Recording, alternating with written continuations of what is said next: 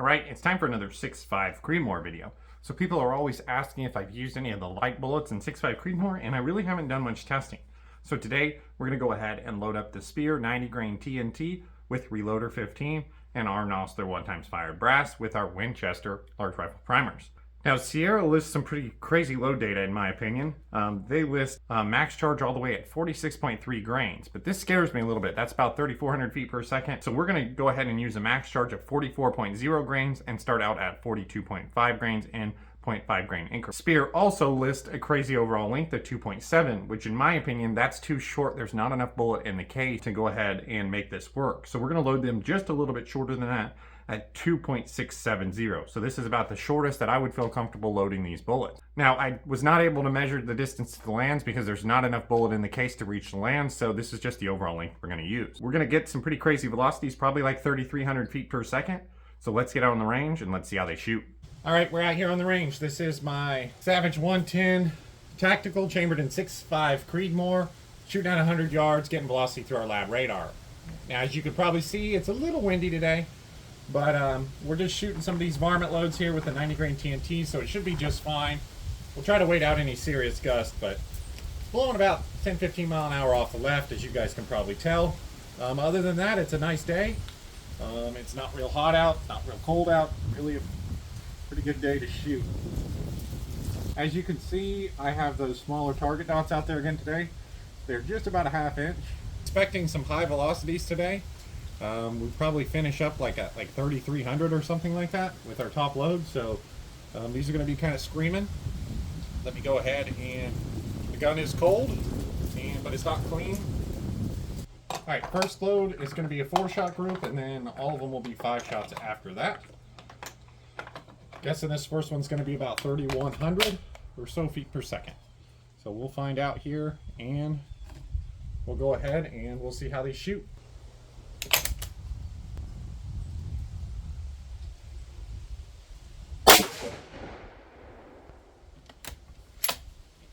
All right, 3,200, and our point of impact's a little high and a little to the right, so we'll go ahead and shoot this first group, then we'll probably make a scope adjustment so it doesn't look so it's not so hard to determine groups and things.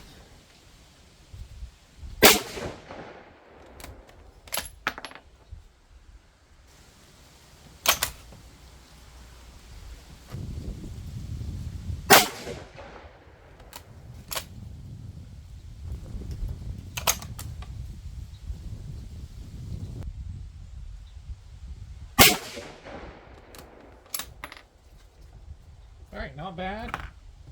And we're pretty much exactly where we thought we'd be as far as velocity goes.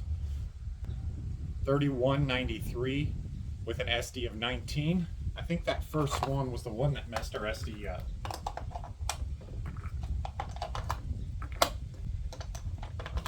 Let's go ahead and push on up. And I'm going to go ahead and make a little scope adjustment too. I'm going to come down about 0.4. That should put us pretty good on our height. We're still going to be a little bit to the right, but that's okay. Okay, going up to this next charge.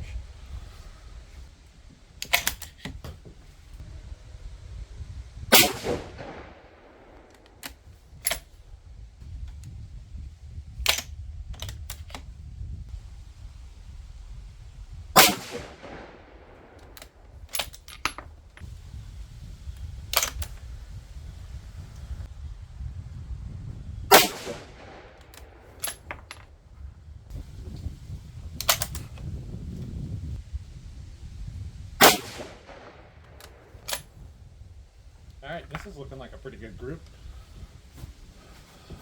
Try not to mess it up here.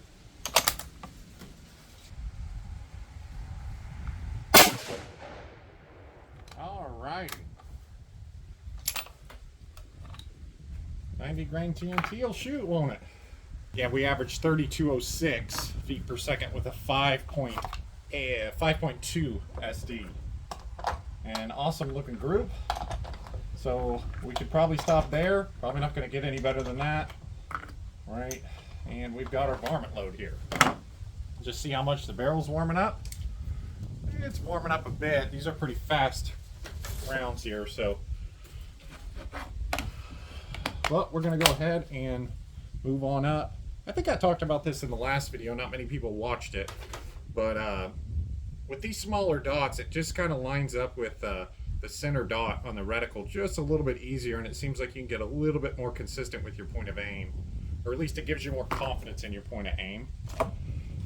Let's see, our brass looks fine on those last loads, so we'll go ahead and move on up.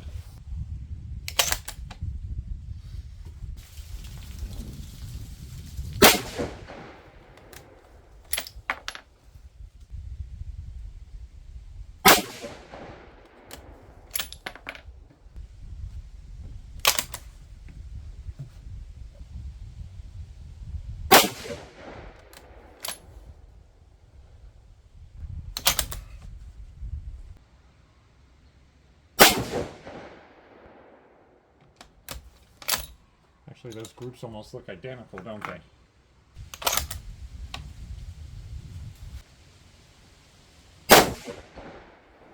Oh, we kind of messed that one up just a bit. Still a good looking group though.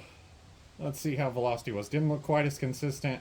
No, we ended up 32.56 with a 16.2 SD. But again, for what we're hoping to do with this load, those two will definitely work.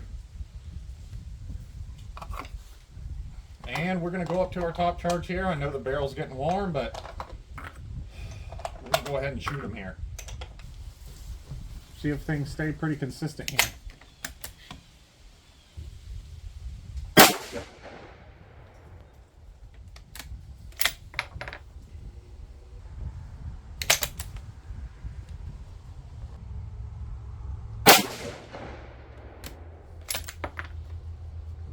Alright, that was our fastest one at 3311. I can't remember what the cutoff is for this lab radar. It's something over like maybe 36, something like that it won't read. I actually don't remember.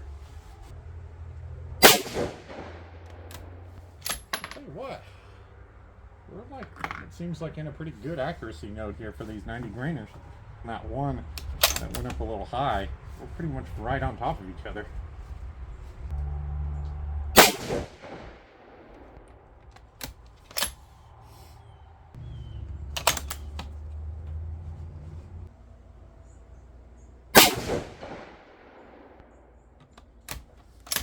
Alright, good looking group. So this was a fun day at the range. Nice light recoil 90 grainers out of the 6.5 Creedmoor. I haven't shot this gun in a while either. I really enjoy this gun. Seems to be very tolerant of loads. It shoots everything pretty good. I love the Midas TAC 6-24. And let's just see what our velocity was there. Alright, so that last series we ended up averaging 3305 feet per second with an 8.5 SD. So that would also work as a great varmint load. So let's get over there, let's take a closer look at the target. Alrighty, so taking a look at our target here, pretty good looking target overall.